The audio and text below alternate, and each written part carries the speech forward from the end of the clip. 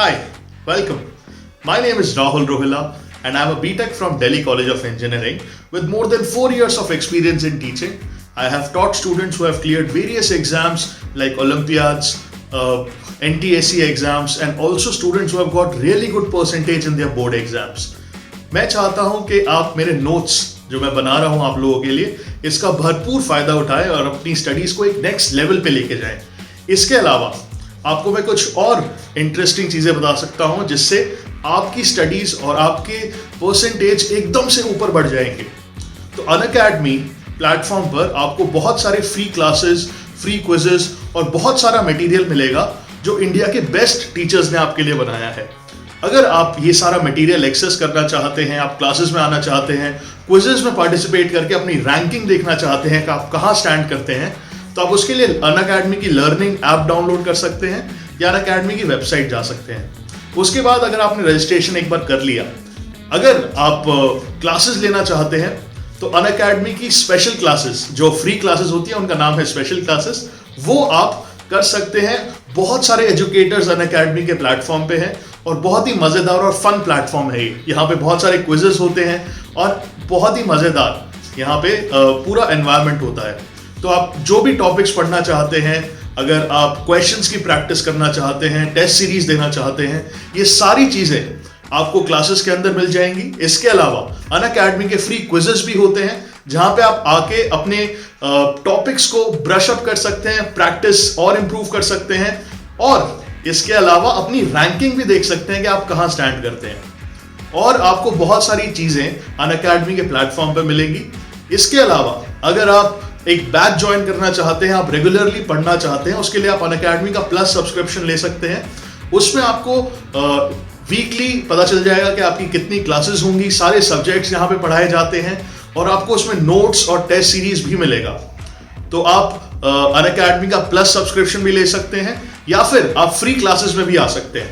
Free classes में आने के लिए या फिर सब्सक्रिप्शन लेने के लिए आप मेरा कोड यूज करिए रोहिला10 ROHILLA10 और आपको यहाँ पे अगर आप प्लस सब्सक्रिप्शन लेते हैं तो आपको 10% एक्स्ट्रा डिस्काउंट मिलेगा और फ्री क्लासेस में आप आ सकते हैं और बैठ सकते हैं using my coupon code which is रोहिला10। तो यार I hope you guys enjoy the notes and have a good day.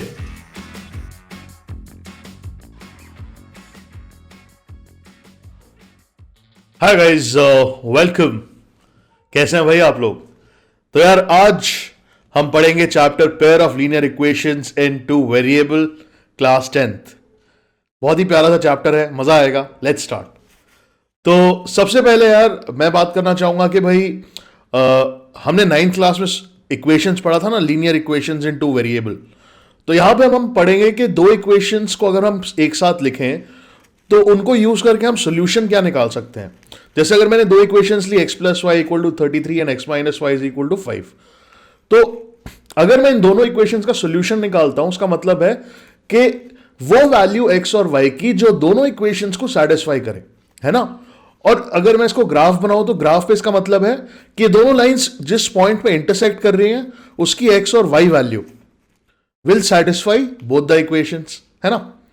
फिर चलते हैं यार, इसके बाद काफी बच्चे इस चीज पे काफी कंफ्यूज रहते हैं कि यार कंसिस्टेंट, डिपेंडेंट और इनकंसिस्टेंट सिस्टम ऑफ इक्वेशंस क्या होता है ना।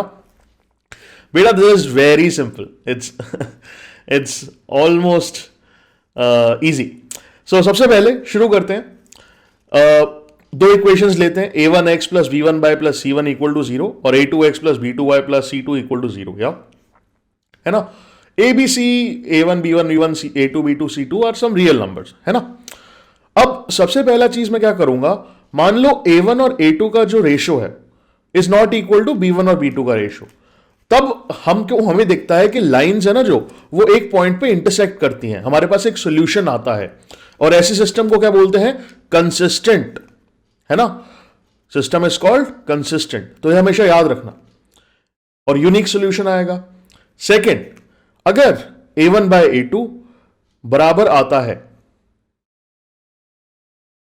b1/b2 के और वो आता है बराबर c1/c2 के, तो आप क्या बोल सकते हो कि भाई सिस्टम इज डिपेंडेंट, मतलब दोनों लाइंस एक के ऊपर एक होंगी, कोइंसाइड करेंगी।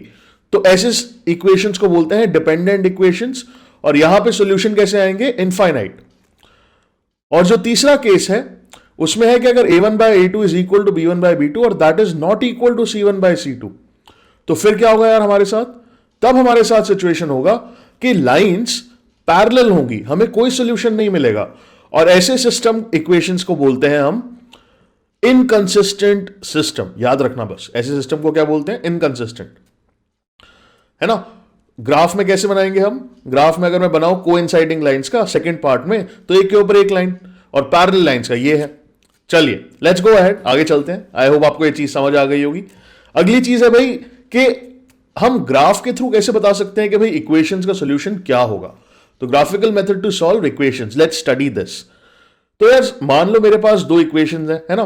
पहली इक्वेशन मान लो x plus 2y equal to 6 और दूसरी है 2x minus 3y is equal to 12। अब मैं क्या करूंगा, अब मैं x की कुछ कुछ वैल्यूज लूंगा और उससे फिर मैं y की वैल्यूज निकालूंगा, है ना। I will take different values of x and I will find different values of y।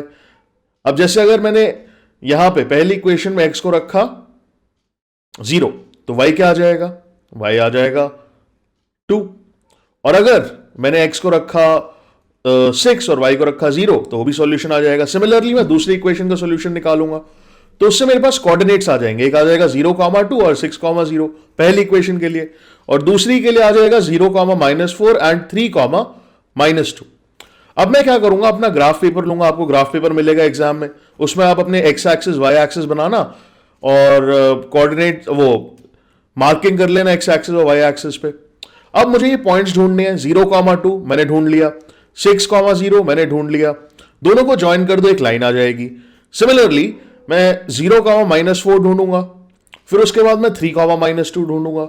दोनों पॉइंट्स ढूंढने के बाद मैं क्या करूंगा, दोनों को ज्वाइन कर दूंगा, और ज्वाइन करूंगा तो मेरे पास क्या आ जाएगा, दो लाइंस, और ये एक पॉइंट पे इंटरसेक्ट कर रही हैं एक्स एक्सिस पे, जिसके कोऑर्डिनेट्स होंगे 6,0।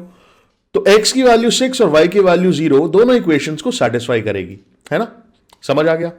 चलिए आगे चलते हैं, है ना, वेरी सिंपल। अब आता है कि यार चलो सर ग्राफ से तो हमें सीख लिया बनाना, लेकिन अगर हमें सीखना हो एल्जेब्राइक मेथड्स, है ना, सॉल्व करना हो बिना ग्राफ के, तो कैसे करेंगे। तो उसके बेटा हम कुछ मेथड्स सीखेंगे। सबसे पहला है सब्स्टिट्यूशन मेथड। इसमें क्या करेंगे यार, इसमें हम दो इक्वेशंस दी हुई हैं हमें, पहली इक्वेशन में से हम x या y की वैल्यू लेंगे। मान लो x की वैल्यू ली पहली इक्वेशन से, और फिर वो x की वैल्यू हम दूसरी इक्वेशन में डाल देंगे, तो दूसरी इक्वेशन में सिर्फ y बचा, फिर हम y निकाल सकते हैं। जैसे अगर मैं एग्जांपल लूं 4x plus y is equal to 11 and x plus 2y equal to 8। अब मैं पहली इक्वेशन से y की वैल्यू लूंगा और वो दूसरी इक्वेशन में डाल दूंगा, फिर मैंने डाला तो मेरे पास अब एक नई इक्वेशन आती है जिसमें सिर्फ x है, उसको सॉल्व करूंगा तो x की वैल्यू आ जाएगी। x की वैल्यू में अगर इक्वेशन के अंदर डालूंगा तो मेरे पास y का वैल्यू भी आ जाएगा। इसके अलावा दूसरा मेथड है एलिमिनेशन मेथड। ये काफी पॉपुलर मेथड है, वन ऑफ माय फेवरेट्स, शायद आपको भी पसंद आए।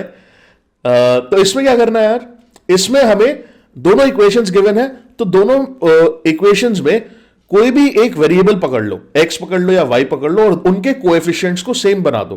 कैसे बनाओगे, या तो मल्टीप्लाई कर लो या डिवाइड कर लो, ठीक है, और फिर दोनों इक्वेशंस को सबट्रैक्ट या ऐड कर लो। जैसे अगर मेरे पास है 9x minus 4y equal to 2000 and 7x minus 3y equal to 2000। अब मैं क्या देखूंगा, अगर मेरे पास y का कोएफिशिएंट दोनों में -4 और -3 है, 4 और 3 का एलसीएम होता है 12, तो मैं ऊपर वाली इक्वेशन को 3 से मल्टीप्लाई करूंगा, नीचे वाली को 4 से करूंगा, तो y के कोएफिशिएंट सेम आ जाएंगे। फिर मैं दोनों इक्वेशंस को सबट्रैक्ट कर लूंगा, तो y मेरा चला जाएगा, और वहां से मैं x की वैल्यू निकाल सकता हूं, और फिर y की वैल्यू भी आ जाएगी अगर मैं इक्वेशन में x की वैल्यू डालूंगा तो। So it is very simple, है ना। और इसके अलावा एक और मेथड है बेटा, क्रॉस मल्टीप्लिकेशन मेथड, लेकिन उसको सिलेबस से हटा दिया है ना। चलिए तो आगे चलते हैं, let's move on to the next part. जो अगली चीज हम पढ़ेंगे वो है कि भाई अगर मेरे पास इक्वेशंस हैं, लीनियर इक्वेशंस, तो एक कुछ ऐसी टाइप की इक्वेशंस भी होती हैं जहां पे आपको लगेगा नहीं कि इसको कैसे सॉल्व कैसे करूं और इसमें प्रॉब्लम आ सकती है, और लेकिन उनके सॉल्यूशन बहुत सिंपल होते हैं। जैसे अगर मैं इक्वेशंस की बात करूं, मान लो ये इक्वेशन आ गई 2x plus 1/3 plus 3y plus 2/5 equal to 2, और दूसरी इक्वेशन आपको ये दे दी। अब ये इक्वेशंस लीनियर इक्वेशन तो है, बट यार अगर इसको सॉल्व करने लगा तो टाइम लगेगा। तो इसके लिए एक शॉर्ट ट्रिक है कि 2x प्लस 1/3 को मान लो u और 2y प्लस 2/5 को मान लो v। तो आपको सिमिलर देखने है ना, जैसे यहां पे दोनों इक्वेशंस में 2x प्लस 1/3 था और 3y प्लस 2/5 दोनों इक्वेशंस में था। तो एक को मान लिया u, एक को मान लिया v, तो इक्वेशंस बहुत सिंपल हो गई। फिर उनको सब्ट्रैक्ट या ऐड करके सॉल्व कर लो और फिर u और v की वैल्यू निकाल लो। अगर आपके पास u और v की वैल्यू आ गई, फिर उसके बाद आपके पास 2x प्लस 1/3 की वैल्यू आ जाएगी क्योंकि वो u है, और सिमिलरली 3y प्लस 2/5 की वैल्यू आ जाएगी क्योंकि वो क्या है, दैट इज v। तो अगर आपके पास u और v आ गया तो उससे आपके पास 2x प्लस 1/3 और 3y प्लस 2/5 की वैल्यूज आ जाएंगी, दो इक्वेशंस बनेंगी, और उसको अगर आप सॉल्व करेंगे तो आपका आंसर आ जाएगा। अब इन दोनों इक्वेशंस को सॉल्व करना is very simple. Cross multiply करके दो इक्वेशंस नॉर्मली लिख लो, फ्रैक्शंस में थोड़ा डिफिकल्टी होगी तो क्रॉस मल्टीप्लाई कर लेना और फिर एलिमिनेशन मेथड या दूसरा मेथड यूज करके इसको फटाफट सॉल्व कर लो। तो यार that is all in this chapter. Thank you so much, love you all, मिलते हैं अगले चैप्टर में।